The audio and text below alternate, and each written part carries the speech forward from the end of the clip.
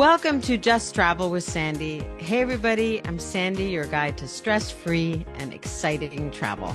And this podcast is all about turning your travel dreams into reality, whether it's dealing with the overwhelm of planning a trip, overcoming travel anxiety, handling language barriers. I speak German so you don't have to, embracing new cultures with confidence, or anything in between. We're going to be sharing practical travel tips to help you navigate new destinations with ease. So regardless if you're a seasoned traveler or just starting out with this journey, this is the space for you to gain the mindset and tools to explore the world with joy. And I have some exciting news because Sandy's Travel Lounge is starting pretty soon. A fun, welcoming community for like-minded travelers. So get ready for events, laughter, expert advice, itineraries, and all things travel. So stay tuned. And today I'm super excited to have with me Courtney Gauvin. How do you pronounce your last name? I would do it the French way, but I don't. Is it Gauvin. Gauvin. Gauvin. And Courtney, we had a great discussion a couple weeks ago. She's an empowering mindset coach, and she's really dedicated in helping women break through their limiting beliefs, build confidence, and embrace their full potential. And a passionate advocate for solo travel. And she and I really connected on that because one of my favorite ways to travel is solo too. So, Courtney, just tell us a little bit about how you got into travel and what inspired you to travel solo for the first time, and what did it do to you for your mindset and just for your being? Because traveling solo is definitely a different story. It totally is. And it takes a little bit of courage, right, to initiate that for yourself and to jump in and go all the way with it. One of my first trips was in 2018. And at that time, I had been on a few trips with friends, but I really just got over waiting for people that talk about trips and traveling, but never committing to it. And I just really wanted to go somewhere. So I just did it last minute and booked a trip and took myself to San Diego for the first time for 3, 4 days. I went for a long weekend and just tried to embrace it on my own and just dive into it. I did it with ease first compared to some of my other solo trips where I did a little bit more, but I just wanted to go and experience it for myself. Found a couple things that I could do there, but not overwhelm myself. Basically, just something to entertain me for the few days that I was going to be there. So after doing that and coming back and realizing like, hey, that wasn't so bad, or like I could do this or that next time on my next trip and do a little more research. You learn every time you go. So it just motivated me. Like I still enjoyed it and I was proud of myself and for doing it. I met different people. And when I did a group thing, I did a food tour one evening and everybody was coupled up there except for me. When you meet other people and they're like, oh, wow, like, where are you from? And you're alone doing this. And everybody actually like that I come across when I'm solo traveling and out there do experiencing different things. Everybody's so encouraging and they're like, oh, wow, that's amazing. Or they just like really encourage it. And some people are like, oh, wow, I don't know if I could do that on my own. And yet here I am and just enjoying the experience on my own, but also not because I'm with a group of people that I get to learn about. So it's experiences like that kind of just keep you going. And what can I do next? And what can I try next? I love So, that because and I had similar experiences traveling solo. You're really never alone, right? People are no. so welcoming and it's great to strike up conversations. I've met the neatest people just traveling solo. So I love that. But you can be alone when you want to. So I love not having to, and this may be selfish, but I love not having to be on somebody else's agenda. And if I want to go sit in a coffee shop in Paris on the Champs-Élysées and sit and drink a cup of coffee and watch people walk by for 2 hours, I can do that. So I Yes. love that. Enjoy it your way. Like you don't have to miss out on anything on those kind of trips, right? You just get to go do what calls to you instead of catering to other people and sometimes missing out on what you actually wanted to see or do. Exactly. So I remember when I went to China on my own because my son was studying abroad in amazing. Shanghai. And I went to Shanghai and he couldn't be with me because he was in class and stuff like that. It would be like, okay, I'm going to do this today. But last minute I saw something and I just pivoted and I just did. So I just love solo travel. So I love that you explored that. Have you been, since that very first easing your way into it in San Diego? Have you done a lot more of the solo travel? Yeah, because that was back in 2018. That was a 4-day trip. My biggest trip was to Costa Rica, and I went at Christmas time, Christmas, New Year's by myself, going into 2022, and it was amazing. It was 10 days. Most people at that time, to 2021, 2022, like everybody, COVID time, right? So there was a lot of stress at the time and worries and the travel restrictions, but it ended up just fueling that fire for me because I had the most amazing trip and I did so many different activities. I gave myself some flexibility. I stayed 2 extra days so that I could experience New Year's there too. Because I was like, there's no Awesome. point in going back. And then That's I great. booked a few other trips after, just small ones like spontaneous, 2 or 3 days before, booked them. Nice. That's awesome. Mm, yeah. So, as a woman, when you're traveling solo, do you have any tips on how you stay safe? Or have you ever felt unsafe? Or do you do any preparations around that? I know it can be very nerve-wracking for women traveling solo in other countries or big cities if you're not used to it. I think a big thing is to do your research of where you're going, right? If you're new to it, do your research especially and find a place, maybe not like your overall big dream place to go, but start off with a city or a country that is very safe for solo female travelers. And you can do your research on that, depending, or if you have a couple ideas in mind, research those places specifically. But yeah, doing your research, sharing your info with a friend, doing some group activities as well, like giving yourself some flexibility to wander around and explore and seeing what's available to you while you're there, but then booking some excursions or something that allow you to be a part of a group. So transportation could be included from your hotels, chatting with people at your hotel, what they recommend as well. They're always there to help. So I've had to step out of my comfort zone sometimes of just asking, I'd like to do this. Do you recommend it or what's the safest way to get there? And sometimes they're willing to help even book it for you, make the phone calls, all of that, especially if there's a bit of a language issue too, right? So there's so many different things we can do to prepare. And there's different apps you can use too for tracking or staying connected with people so they know where you are, kind of what you're doing. Even if you pivot a little bit, is that you can still pass on that information. It's interesting that you brought that up because it's not something that I've Mm, really honestly ever thought of just because mm, my mind is so whatever. But people have asked me that question. So this mm, is good information because I know a lot of people do feel mm, they want to be safe, obviously, and especially in mm, countries where I I don't want to stereotype it. My friend was just in Paris and she was pickpocketed twice. And mm, London and any big city, really. It can happen mm. anywhere. So it's good to have some precautionary things to do and when you're out and about and just be aware, right? Be aware of your surroundings. So, as far as solo travel, and of course, you're a mindset coach and you're a coach, has the solo travel or travel in general helped you break through limiting beliefs about yourself, or does it carry over into other aspects of your life? Oh yeah, 100%. Because I find as a woman, solo travel is like one of the most like liberating things you can do for yourself. And if you can do that, it just like trickles into the rest of your life in different ways. Once I can conquer a country safely, come back and enjoy it and have the best experience, coming home, I still live in a city here too, and I want to explore and like day to day things. Like I want to try new things, and I don't always have a friend to go with me or a partner or something like that, right? So it has given me more confidence in that I can enjoy the things that I really want to enjoy or try that called to me.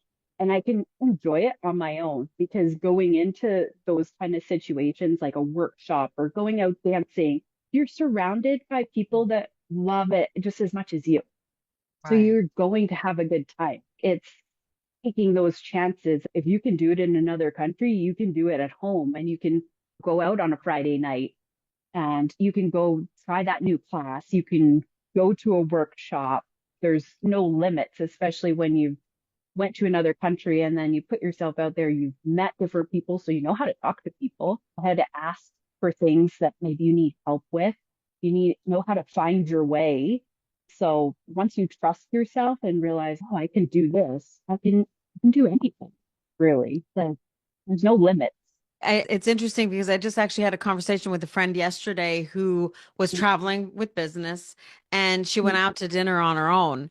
And she met this other woman that was out to dinner on her own and they started chatting. And then I talked to another friend later on and I mentioned that to her and she says, "Would you go out to dinner on your own?" I'm like, "Yeah, absolutely. I've done it, like in other countries, even here." What's wrong? Yeah, and I think there's some weirdness around it. Like guys eat out all the time, but what's wrong with a woman going out to eat all on her own? It's true. I've never looked at it that way, but yeah, the solo travel can actually give you confidence to do things at home on your own. So that's great. Yeah. And I did a similar thing just a few months back. I was away for a conference for a couple of days and I had a few hours in the afternoon for a gap time for the conference. And I took myself out on a little mini date, I called it. Like I was in a different city, 3 hours away from home. And I was there for 2, 3 days. And I found a conservatory that I always wanted to see. And it had different climates in each little pyramid. And it was so cool. And I walked there because it was in July. So it was beautiful weather and the river and stuff. So I just GPS it. I had a rental car, but I was like, you know what? I'm going to walk this. It's like a kilometer and a half there. I can enjoy the sunshine, the blue skies. Went and explored the conservatory, got a little snack because there's a coffee shop there, sat, enjoyed it, and then strolled back to my hotel where I could have just sat in the hotel for the rest of the time. But I was like, and I could have tried to find somebody. I do know people in that city, but I was like, you know what? I'm just gonna go enjoy this on my own. It's interesting that you say that because I actually had a conversation a while ago with a friend who was going away, and then the friend that was going to go with her backed out. They were going on a trip. She says, "I'm not Mm. going to go. I'm going to be bored." And I'm like, "Bored?" It wasn't because she felt unsafe. I'm like, "Bored? No, that's the best way to do it. Like, no, because you're not on anybody's agenda." And I guess it's Mhm. personalities. I'm more of an introvert and I'm totally happy Mhm. being on my own. I don't know, that word boredom doesn't would never even enter my mind. Mhm. But we're all so Yeah, different, right? totally. And there is a lot of people that look at it that way, like that they need that companionship to enjoy a new city, a new country, the whole travel experience. But really, there's just so many people you can engage with there or just taking a walk and enjoying it. You may run into somebody to talk to, or you can ask a question and engage conversation. So you're not alone. But again, you can go and enjoy it your way, see the things you want to see, experience it however you choose to. Yeah, absolutely. I love the way you say experience it your way. It's absolutely true. And like we said earlier, you're never really alone if you don't want to be alone. So, yeah. So, what is a lesson that you would like to share with the audience about your solo journeys? And what would you say to women who are have been thinking about traveling on their own, but maybe haven't quite jumped off the fence? What would you say to them? I would say that like confidence comes from doing things over again. So a lot of people don't feel confident in traveling alone or their abilities like to navigate a new city or a new language. And there's apps that can help teach you a language before instead of being anxious about all those thoughts and the things that are going to limit you and hold you back is to like come from it from an exciting point of view, flip a script and be excited about it and say, oh, I can go see this, I can do that. I can learn a few words even like in that language. You don't have to speak fluently, but even a few words to get you started, like basic phrases or conversations, right, that can help teach you. There's just the navigating. You learn so much about yourself, what you're capable of, and those limiting beliefs that we have that we think we can't do it and we need somebody there with us, guiding us through it or holding our hand. And that's not the case at all, is you're more capable than you realize. And Hmm. there's so many things you can do to prepare. But I would flip the script and be excited about it and like work your way backwards if you have to. Like instead of those anxious thoughts, is start with the trip of your dreams and what do I need to do to get myself there, right? Start going backwards. Okay, where do I want to stay? What do I want to see? What kind of food do I want to try? All those exciting things, those thoughts in your head instead of all the limiting ones that are causing fear and anxiety. So there's more than one way to look at anything. For me, stepping out of the comfort zone and just it's an opportunity to grow and stretch and just look at the Mm-hmm, bigger picture. And just really, like you said, overcoming some of those limiting beliefs that we all have. It's mm-hmm. super empowering. I totally agree. So, those are some good suggestions. Looking at it from the other side, from the flip side, that's beautiful. Is there anything else that you would like to tell the audience about solo travel? Any other last tips or suggestions around anything solo travel? Mm, I would say do it once. You can start off small, you can start off simple. It could even just be a mini date in your own city, a city nearby to build that confidence, to show you like how some people fear about like eating alone. So take yourself out to a simple restaurant or a coffee shop and sit there for 30 minutes or something. Like you can build that confidence over time by doing the things even at home before you go explore another country. Take yourself out to a museum or something like what tourist attraction nearby and just go enjoy it by yourself. Embrace the experience, be open. One of my mantras as well when I'm traveling, especially solo, because you know how travel is, right? Very unpredictable. Flights can get canceled, Oh, delayed. yeah. There's people that are happy and there's people that are like not so happy that you may have to deal with. And I just have always told myself is like, to embrace it. This is all part of the experience. So I go in and sometimes I've had to sleep in the airport Yep. and it's Ah, been there, done all that. part of the experience. And I'm like, I'm happy to just get to experience all the things. And then I'm just a little more ease, a little more laid back. Like, no matter what, I'll figure it out. You just have to really flip that script, is what I've been telling myself and Mhm. like clients as well, is like when it comes to those limiting beliefs, is look at it from the positive side and like what's exciting and what feels good. And instead of all those fears, all those negative things, is look at it the opposite way.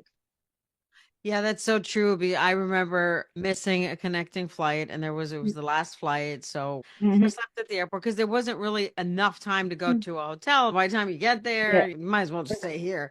And they were so nice. They brought me pillows at the airport. It is what it is. You just go with the flow because life happens, and you can either Mm-hmm. look at it from a negative or from the positive. So having a positive mindset around it. For a better experience all the way around, Yeah, right? Like you can be you some of those things are beyond your control, but what you can control are how you respond respond. to it. Those emotions, the actions you take, right? That Mhm. makes all the difference. And knowing that you're not the only one experiencing it, everybody else is too.